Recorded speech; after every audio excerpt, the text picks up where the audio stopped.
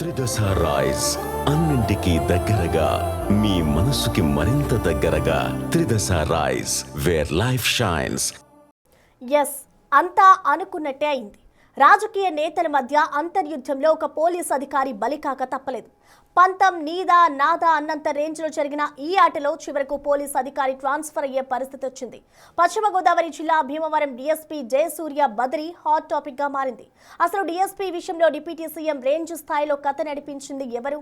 Case విచారణలో కేంద్ర స్థాయిలో మెడల్ అందుకున్న ఆయన మెరిట్ ను కనీసం కన్సిడర్ చేయలేదా?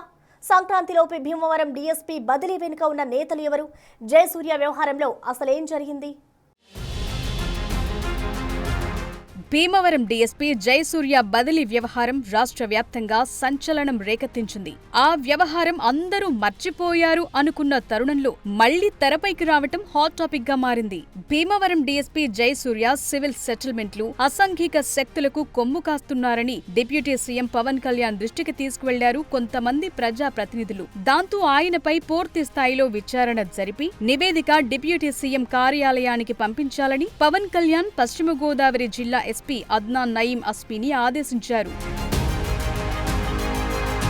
అప్పట్లో విచారణ ప్రారంభించిన పశ్చిమ గోదావరి జిల్లా ఎస్పీ అద్నాన్ నయీం అస్మీ డీఎస్పీ జయసూర్యపై ఫిర్యాదులుంటే నేరుగా తనను సంప్రదించాలని చెప్పటమే కాకుండా డిప్యూటీ సీఎం ఇచ్చిన ఆదేశాల మేరకు పూర్తి స్థాయిలో విచారణ చేసి నివేదిక పంపించామన్నారు. అనంతరం డిప్యూటీ స్పీకర్ రఘురామకృష్ణంరాజు డీఎస్పీ జయసూర్యను వెనకేసుకురావటం, డిప్యూటీ సీఎం పవన్ కళ్యాణ్ పై సెటైరికల్ గా కామెంట్లు చేయటం రాష్ట్ర వ్యాప్తంగా చర్చనీయాంశమైంది.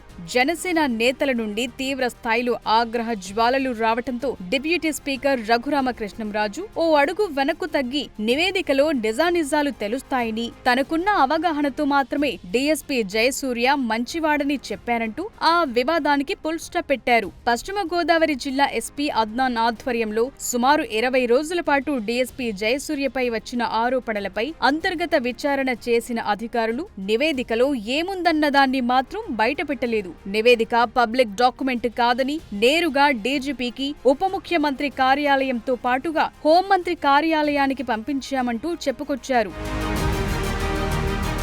డీఎస్పీ జయసూర్యపై జరిగిన విచారణలో అంశాలు బయటకు రాకపోవటం, జిల్లా ఎస్పీ డీజీపీ కార్యాలయానికి పంపించిన నివేదికలో ఏముందన్నది కూడా ఎవరికీ తెలియకపోవటంతో ఇక డీఎస్పీ ఎపిసోడ్ అటకెక్కినట్లే అని అందరూ భావించారు.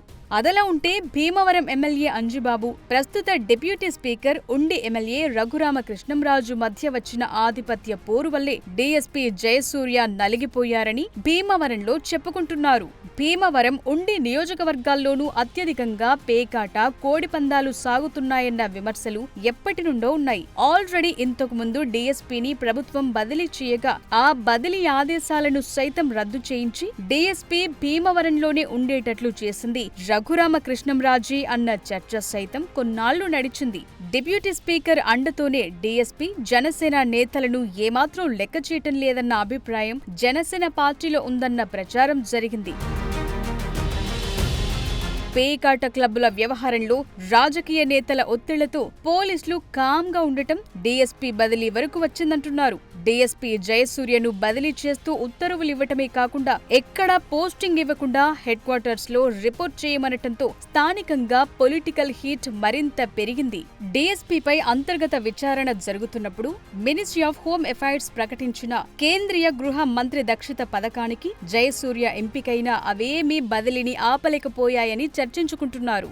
పోలీసులకు బదిలీలు సర్వసాధారణమైన డిప్యూటీ సీఎం పవన్ కళ్యాణ్ రేంజ్లో స్పందన ఉండడంతో భీమవరం డీఎస్పీ వ్యవహారం హాట్ టాపిక్ గా మారింది. భీమవరం డీఎస్పీ బదిలీ రాజకీయ కోణంలో జరిగిందా, సాధారణ బదిలీలో భాగంగా జరిగిందా అనేది ప్రస్తుతం పోలీస్ వర్గాల్లో చర్చనీయాంశంగా మారింది.